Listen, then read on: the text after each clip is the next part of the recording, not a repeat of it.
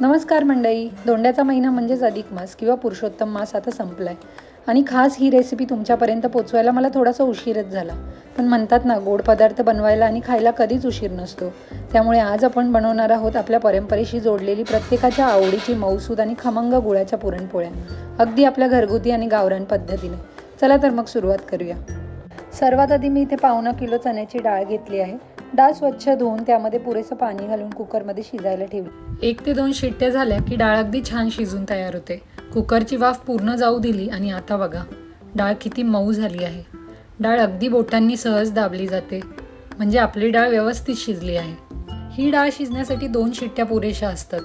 3 शिट्ट्या घ्यायची गरज लागत नाही, कारण 2 शिट्ट्यांमध्येच ही डाळ पुरेशी शिजून येते. त्यानंतर मी बारीक छिद्रांची चाळणी घेतली आहे. त्यामध्ये शिजलेली डाळ टाकून तिचं पाणी पूर्णपणे निथळून घेतलं. हे पाणी अजिबात फेकून द्यायचं नाही बरं का, कारण याच पाण्यापासून आपण कटाची आमटी किंवा सार कसा बनवणार आहे ते पुढच्या व्हिडिओमध्ये बघणार आहोत. त्यानंतर मी या ठिकाणी अर्धा किलो गूळ घेतलाय, कारण आपण गुळाच्या पोळ्या बनवतोय. आता डाळ आपल्याला हटवून घ्यायची आहे, त्यामुळे मी एक मोठं भांडं घेतलंय. आता डाळ पुन्हा एका जाड बुडाच्या पातेल्यात घेतली आहे. डाळीमध्ये अजूनही थोडासा ओलावा असतो, त्यामुळे आधी तो ओलावा पूर्ण निघून जाईपर्यंत डाळ सतत हलवत परतून घ्यायची. यामुळे पुरण छान कोरडं आणि मोकळं होतं. गूळ टाकण्याच्या आधी या प्रोसेसमध्ये जवळजवळ 1 मिनिट लागतो. आता डाळीतील उरलेलं पाणी पूर्ण आटून जाईपर्यंत डाळ परतून घ्यायची आहे. यामुळे पुरण छान सुटसुटीत होतं आणि जर का त्याच्यात पाणी शिल्लक राहिलं तर पोळ्या व्यवस्थित बनत नाही, म्हणून ही प्रोसेस खूप इम्पॉर्टंट आहे. आता या पुरणामध्ये मी अर्धा किलो गूळ घालून घेतला आहे. गुळामुळे पुरणपोळीला एक वेगळीच गोडी येते. साखरेपेक्षा गुळाच्या पुरणपोळ्या जास्त चविष्ट लागतात. गूळ वितळायला लागला की डाळ आणि गूळ छान एकजीव करून घ्यायचे आहे. साधारण 2 ते 3 मिनिट तुम्हाला हे मिश्रण व्यवस्थित हटवून घ्यायचं आहे. जोपर्यंत हे मिश्रण सुकं होत नाही, याच्यातलं पाणी पूर्णपणे जात नाही, तोपर्यंत तुम्हाला हटवून घ्यायचं आहे. तर पाहू शकता अशी कन्सिस्टन्सी तुम्हाला भेटते. यामध्ये मी चवीनुसार मीठ सुद्धा ॲड केलं आहे. गोड पदार्थात थोडंसं मीठ घातलं ना की चव आणखी खुलून येते. त्यानंतर सुंठ आणि वेलचीची बारीक पूड करून घेतली होती, ती यात घातली आहे. वेलचीला सुगंध आणि सुंठीची चव पुरणाला अप्रतिम स्वाद देते, त्यामुळे ही स्टेपसुद्धा गाळू नका. आता हे मिश्रण सतत हलवत राहायचे, कारण जर आपण मिश्रण व्यवस्थित हलवून घेतलं नाही तर पुरण खाली लागण्याची शक्यता असते. हळूहळू पुरण घट्ट व्हायला लागतं. पुरण इतकं शिजवायचं की त्यातील सगळा ओलावा निघून जाईल आणि पुरण मोकळं होईल. तोपर्यंत मी पोळ्यांसाठी गव्हाचं पीठ मळून घेतलं. पीठ जितकं जास्त वेळ भिजेल तितक्या पोळ्या मऊ आणि छान होतात, त्यामुळे पीठ आधीच मळून ठेवलेलं केव्हाही चांगलं. आता मी पीठ 5 मिनिट सेट होण्यासाठी बाजूला ठेवून दिलेलं आहे. बघा मंडळी, आपलं पुरण आता छान कोरडं झालं आहे. पूर्वी गावाकडे पाट्या वरवंट्यावर पुरण वाटलं जायचं, पण शहरामध्ये ते शक्य होत नाही, त्यामुळे मी चाळणीचा वापर करते आहे. चाळणीवर पुरण घेऊन तांब्याच्या मदतीने पुरण बारीक करून घ्यायचं आहे. एका तांब्याच्या मदतीने पुरण चाळणीवर घासून घेतलं की अगदी बारीक मऊसूत आणि एकजीव पुरण तयार होतं.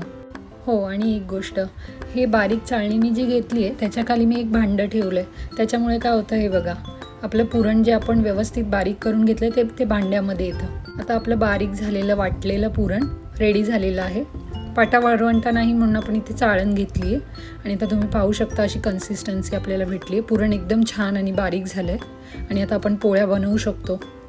आता आपण पोळ्या बनवायची प्रोसेस चालू करूया. आता पिठाचा एक गोळा घेतला आहे, त्याला वाटीसारखा आकार देऊन त्याच्यामध्ये भरपूर पुरण भरायचं आहे आपल्याला. तर सर्वात आधी थोडंसं तेल लावून मी हा पिठाचा गोळा मळून घेते छानपैकी.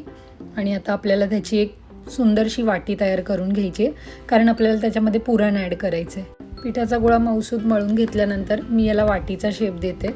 तुम्ही पाहू शकता अशा पद्धतीने मी याच्यामध्ये एक गॅप तयार केला आहे आणि त्याला वाटीचा आकार देऊन मग त्याच्यामध्ये छानपैकी असं पुरण भरून घेते. आता आपल्याला पुरण जास्त प्रमाणात भरायचं, तर आपण ते कसं भरणार? तर मी या ठिकाणी पुरण ॲड केलं आहे, तुम्ही पाहू शकता. आणि हलक्या हाताने अंगठ्याच्या मदतीने मी व्यवस्थित ते पुरण आतमध्ये दाबून घेते, तुम्ही पाहू शकता, जेणेकरून आपल्याला व्यवस्थित आणि जास्त पुरण भरता येईल. आणि मग त्याच्यामध्ये असा उंडा तयार करते गोल गोल आणि हा गोळा बंद करून घेते. त्यानंतर दोन्ही बाजूला आपल्याला छानपैकी पीठ लावून घ्यायचं आहे, जेणेकरून आपल्याला हा गोळा व्यवस्थित लाटता येईल आणि पुरण जे आहे ते आतमध्ये व्यवस्थित बसेल आणि पोळी फाटणार नाही. आता आपण जेव्हा पुरणाच्या पोळ्या बनवतो तेव्हा आपण चपातीसारख्या पोळ्या लाटायच्या नाही, तर हलका दाब द्यायचा आणि हलक्या हाताने पोळ्या लाटायच्या, जेणेकरून त्या फाटणार नाही किंवा तुटणार नाही.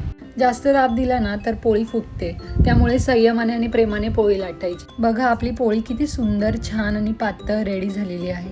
जेवढा पळपाटाचा आकार आहे तेवढाच पोळीचा आकार आहे. आता मीडियम फ्लेमवर मी इथे तवा गरम करायला ठेवलेला. तर पोळी टाकण्याआधी आपल्याला त्याच्यावर तेल टाकून घ्यायचं आहे, जेणेकरून पोळी खाली लागणार नाही किंवा तव्याला चिटकणार नाही, म्हणून नेहमी आधी तेल लावून घ्यायचं तव्याला.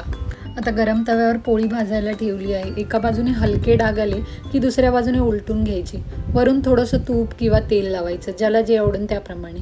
जास्त तेल लावलं तर पोळीची खरी चव कमी होते. कमी तुपात किंवा तेलातही या पोळ्या अप्रतिम लागतात.